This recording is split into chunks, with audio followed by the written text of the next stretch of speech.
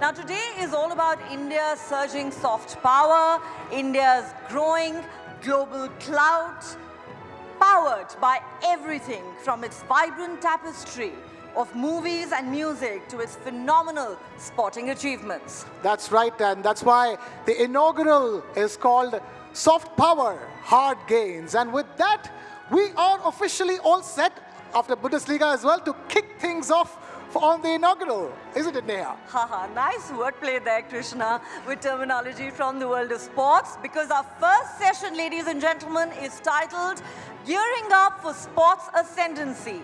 Even as the Indian cricket team dominates the world of cricket, India has long gone from being a one-sport nation. Today, India is a force to reckon with in a range of sporting arenas. And one man is playing a crucial role in that evolution. Take a look.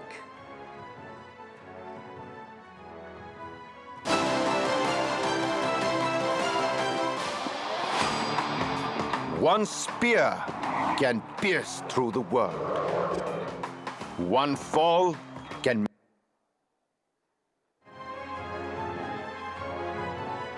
It dreams of a billion.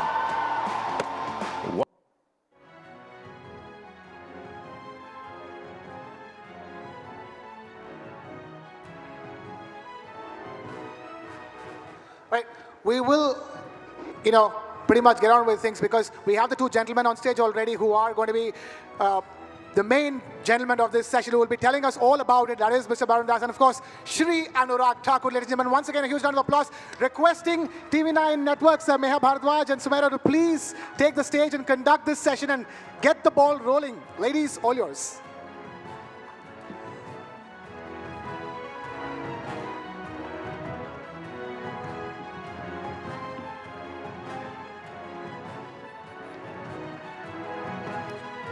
Good evening, ladies and gentlemen. It's the first session, so it better be good because it'll set the tone for what's to come. But in our experience, when we're talking about sports and entertainment, it's never dull. So we're gearing up for sports ascendancy, and who better than Shri Anurag Thakur, somebody who understands sports, somebody who is, who's played cricket himself, and also now somebody who is the sports minister of the country. I also have our MD and CEO, somebody who understands the business of sports, Mr. Barun Das here. So without further ado, let me get straight into this conversation. There's Pulela Gopichand here as well. At some point, we are going to involve him in this discussion as well. But let's start with Mr. Thakur. Sir, the buzzword today is soft power. Mr. Thakur, and sports is an integral part of it, sir. Cricket, we know, is already a superpower in the country. How can we bring in the lessons that we've learned from cricket to make other sports as successful? Thank you for starting the session. And let me just say this, that if you look at 1983, before that, even in cricket, you didn't have enough money. When the Indian cricket team won, even the BCCI didn't have enough money to pay them or to celebrate in a big way. But when they fought the case against Prasar Bharati and won the case, that is where they won the telecast rights and the game changed. Then the money came into the field of cricket, and that is how the Indian Cricket Board, the BCCI, how they done well with the professional working of BCCI for the last so many years. And over the last 2-3 decades, we have seen one after another cricketer who have come up on the international stage and done extremely well. So in cricket, we had a lot of stars to look up to. And today, in other sports also, we have a lot of stars we can look up to.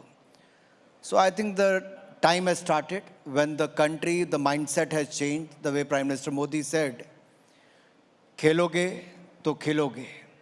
It's all about participation, it's all about your involvement in sports rather than just thinking about winning and all that. On one hand, the government has increased the sports budget 3 times in the last 10 years. Apart than that, we have spent close to 3,000 crore rupees on creating about 300 sports infrastructure. Apart than that, we have a lot of other schemes for the benefit of players so that they can perform well rather than worry about their facilities, how they can train, where they can train, who will fund for that. Now that is not the worry today. They all need to think about training hard and performing at the national and at the international stage. And that is why India has won for the first time ever 100 plus medals in the Asian Games.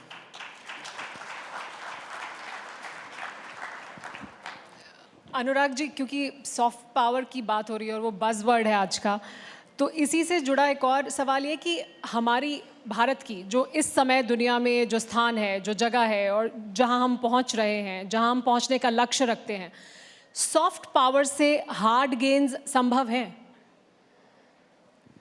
मुझे लगता है gain के बारे में क्यों सोचते हो?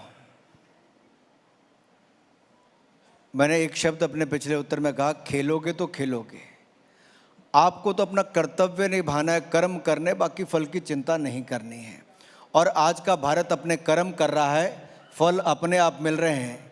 कहाँ 10वीं लड़खड़ाती चरमराती अर्थव्यवस्था थी, आज दुनिया की 5वीं सबसे बड़ी अर्थव्यवस्था हम बनकर खड़े हो गए हैं। और जब मोदी जी तीसरी बार आएंगे तो will become the 3rd largest economy in the world.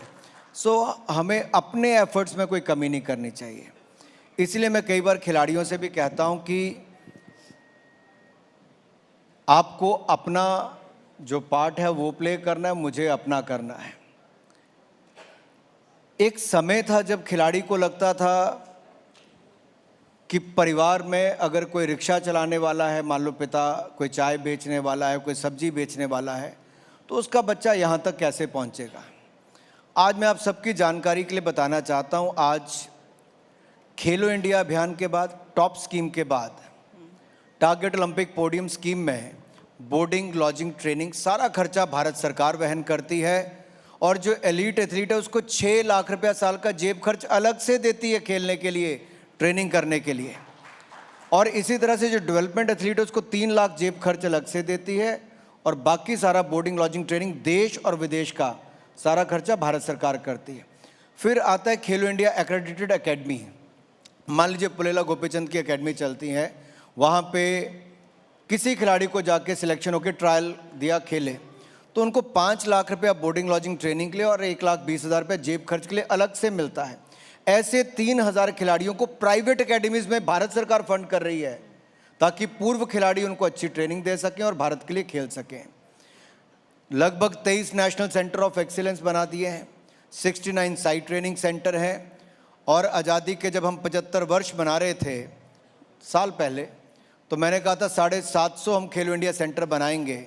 आज मैं इस मंच पे कह रहा हूँ 750 नहीं, 750 नहीं, 1075 1075 हमने पूरे कर दिए।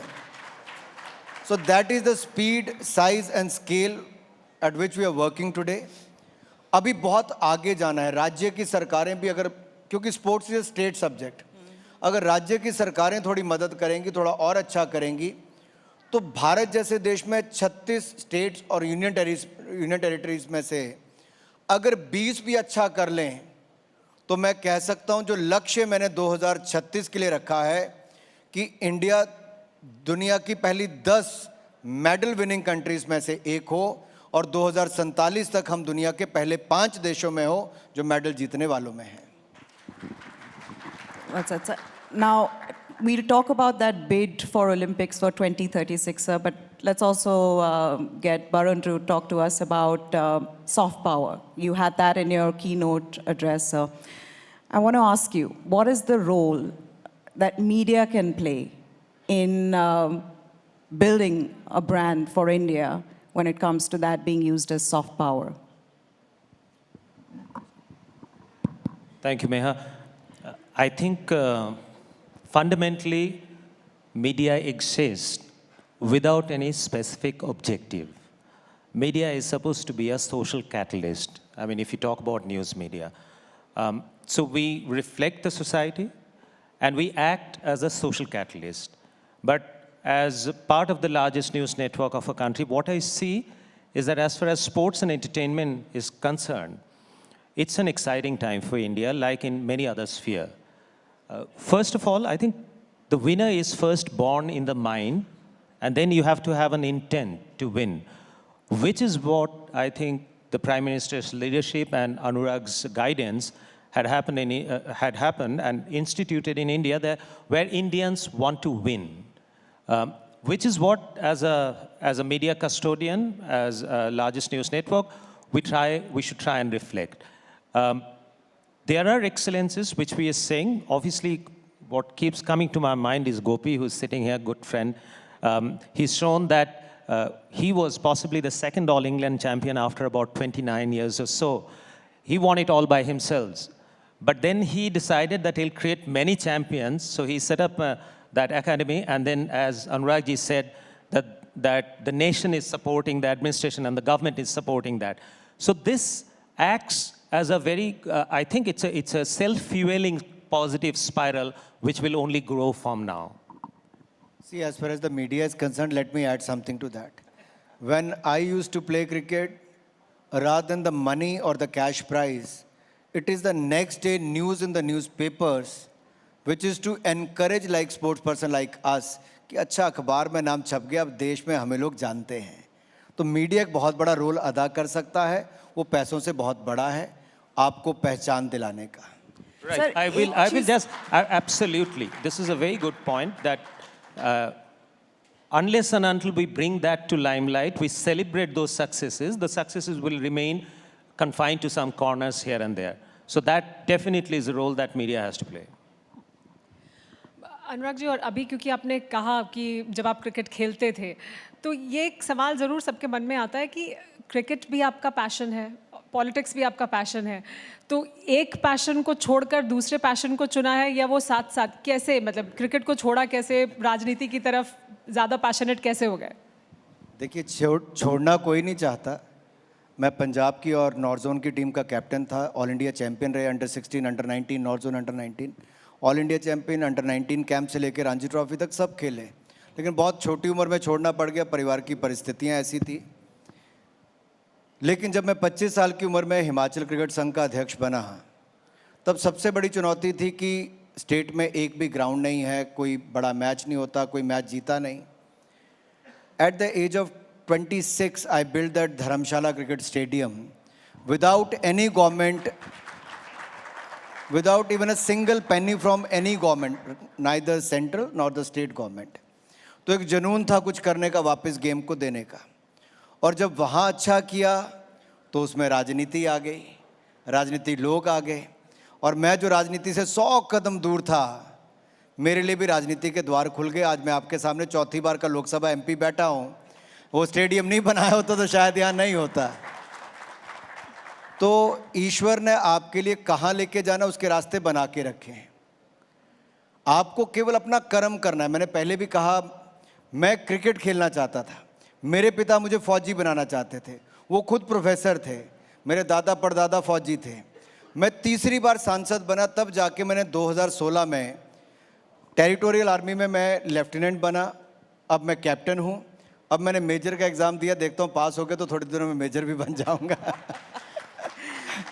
तो आप कहाँ जा सकते हो कोई पता नहीं चलता. तो जहाँ पे भी आप हो, वो आप काम अच्छे करते रहें. Sir, Paris Olympics is 5 months away. This is a headline question now. What are you expecting from our Indian athletes? Are we going to better Tokyo? If you look at Tokyo Olympics, we were facing the COVID-19 pandemic at that time. It was very hard to train the players locally or maybe overseas.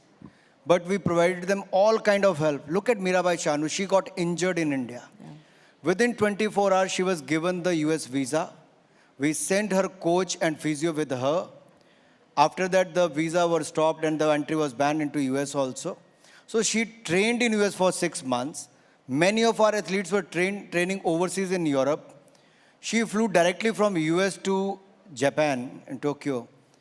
And the first medal won for India at Tokyo Olympic was by Mirabai Chanu. Yeah. So that is how the government of India helped her with funding her recovery and everything, and she won us the medal. So मैं यही कहता हूँ कि तब आपने सोचा नहीं था, लेकिन हमने आज तक के सबसे ज़्यादा मेडल टोक्यो ओलंपिक्स में जीते. उसके बाद कॉमनवेल्थ गेम में हमने 61 मेडल जीते, उससे पहले पैरालंपिक्स में 19 मेडल जीते, डेफ ओलंपिक्स में 28 मेडल जीते। और जब हम एशियन गेम्स में जाने लगे तब मैंने कहा था इस बार 100 पार। तो सबको लगा नेता है, नेता जैसा भाषण दे दिया, इस बार 100 पार होगा नहीं होगा।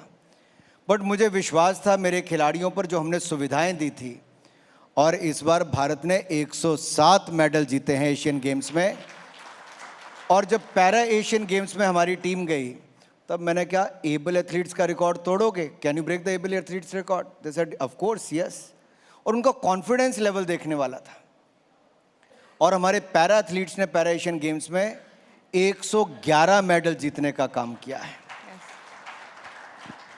तो मुझे तो विश्वास है, मैं आपके दर्शकों से पूछ लेता हूं, आपको विश्वास है पेरिस ओलंपिक में टोक्यो ओलंपिक से बेहतर जीतेंगे awards? I will take the liberty, क्योंकि अनुराग जी मौजूद हैं और अनुराग जी ने कहा कि उन्होंने 100 पार का स्लोगन दे दिया था। तो क्योंकि आप यहाँ हैं तो राजनीति से भी जुड़े 2-1 सवाल ज़रूर पूछ लूँ मैं आपसे। 400 पार का नारा भी दे दिया है अब की बार, लेकिन वो जो सामने गठबंधन है वो जो लग रहा था कि इकट्ठा नहीं हो रहा है, अब इकट्ठा होता हुआ दिखाई दे रहा है। गठबंधन दिल्ली में भी हो गया है, आम आदमी पार्टी और कांग्रेस के बीच में गठबंधन, बाकी गुजरात में हो गया है, हरियाणा में हो गया है, ऐसे ही इकट्ठा होते जा रहे हैं। लग रहा है पश्चिम बंगाल में भी शायद कुछ बात बन जाएगी। तो ये इकट्ठा होने में कुछ फ़र्क पड़ेगा वो 400 पार के नारे पर? 0 + 0 कितना होता है?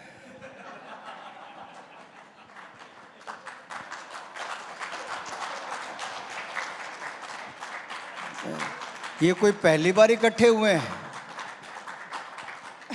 ये कोई पहली बार इकट्ठे नहीं हुए। मैं आपके याद करवाऊं, 2017 में उत्तर प्रदेश का विधानसभा चुनाव था, 2022 में यूपी का विधानसभा चुनाव था, 2019 का लोकसभा चुनाव था। ऐसे कई चुनावों में ये महागठबंधन जो काफ़ी ठग, यानी कि जिनके बाकी तरह के आरोप भ्रष्टाचार के लगे हैं, कोई बेल पर है, कोई जेल में है, वो सब लोग इकट्ठे हुए हैं।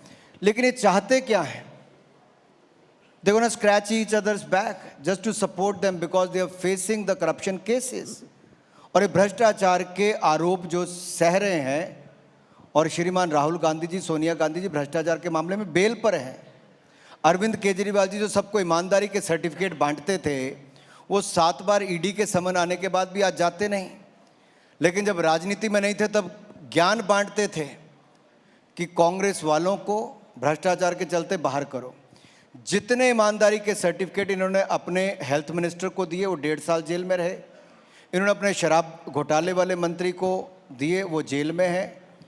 उप मुख्यमंत्री वो हैं, अपने सांसद को ईमानदारी का सर्टिफिकेट दिया, सब लोग जेल में हैं, किसी को बेल भी नहीं मिली। तो आप लोगों के पास मोदी के खिलाफ क्या लेके जा रहे हो? क्या आपके पास ईमानदारी है? मैं गर्व के साथ सीना चौड़ा करके और सिर उठाकर कह सकता हूं, 2014 में हमने कहा था भ्रष्टाचार मुक्त शासन देंगे। आज 10 साल के बाद मैं कहता हूं 10 पैसे का भी भ्रष्टाचार भारत में नहीं हुआ, तो मोदी सरकार में ईमानदारी के साथ हमने काम किया है और आगे भी करेंगे। लेकिन देश में जो 70 साल में इन्होंने नींव डाल रखी भ्रष्टाचार की, वो सिस्टम में ख़त्म करते करते समय लगेगा। लेकिन आज मैं अपनी सरकार के बारे में तो कह सकता हूं, ईमानदारी के साथ मंत्री से लेकर प्रधानमंत्री ने काम किया है। दूसरा, आज हम भारत को, आपने बार बार सॉफ्ट पावर की बात कही।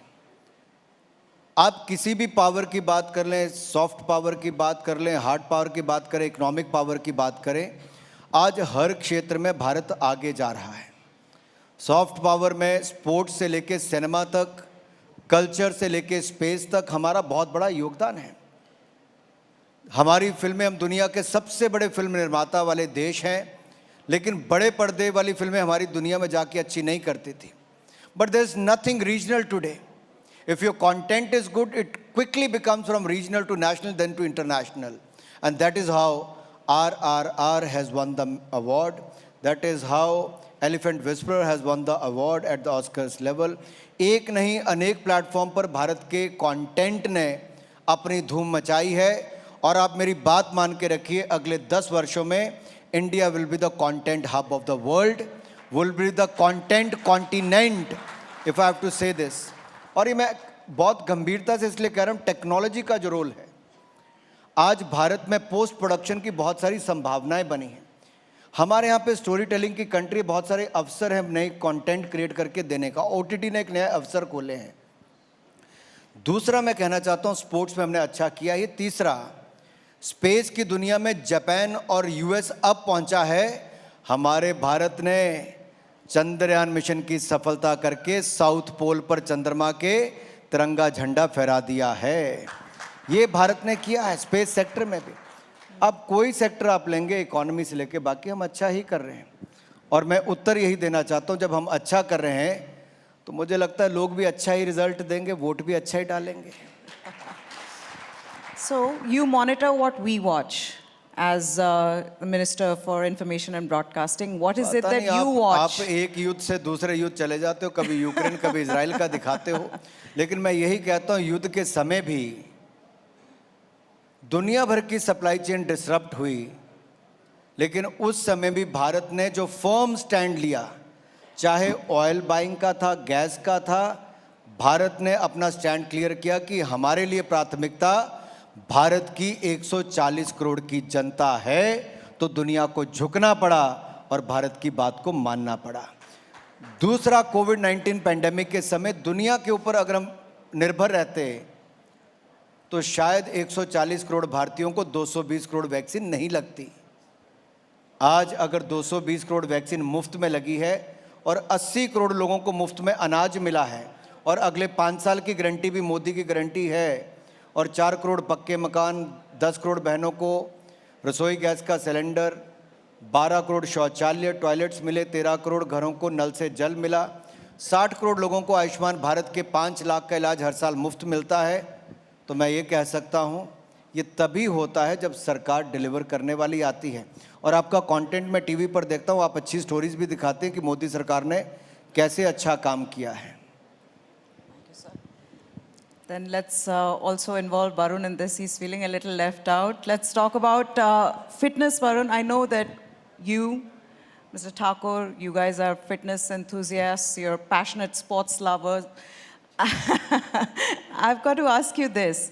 India being one of the youngest populations, right? Average age of an Indian is 29. How can we make sports an intrinsic part of our culture across age groups? Varun, your thoughts on that? It's a difficult question. I haven't thought about it. Let me just think on the go. I think sports is not really a discipline. According to me, sports is an attitude. Like some time back, even today, if I have to recruit even a top management person, in his resume, I look through whether he's played any games and sports or not. So I believe that we have a great opportunity to grab if we can inculcate sports to be an attitude in our country's citizens, which is what's happening now. Now, if you see what IPL has done, today you have one full, almost if you replace the 11 top players of Indian cricket team, you have another 11 filling up. India would produce so many pace bowlers, a series of them we've never thought. That's what IPL has done. And IPL also has inculcated appetite in youth.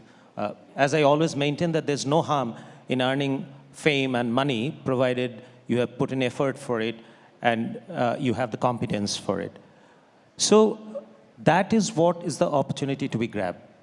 And badminton is another game where I think today there would be several players in top 50 which we've never seen.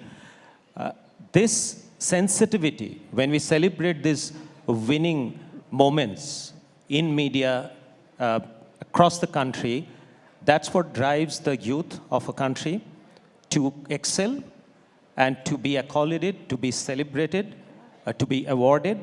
So that's what India's moment is all about. Okay, I've been asked to wrap up, but the journalist in me wants to ask you one last question, sir. Prime Minister Modi has spoken about the bid to Olympics for 2036. Is India ready? Are we ready to host an event of that scale in our country? And if we are, what city could that be in? I think Prime Minister Modi made it very clear during the IOC session in Mumbai that India is very serious to host the 2036 Summer Olympics. And before that, we want to host the 2030 Youth Olympics. And I have a reason to say so. If you look at India today in the last 10 years, from fragile 5, we have become the fifth largest economy of the world. On the other hand, if you look at Self-Reliant India campaign, the Atmanirbhar Bharat, from being the second largest importer of the mobile phones, India has become the second largest manufacturer of the mobile phones.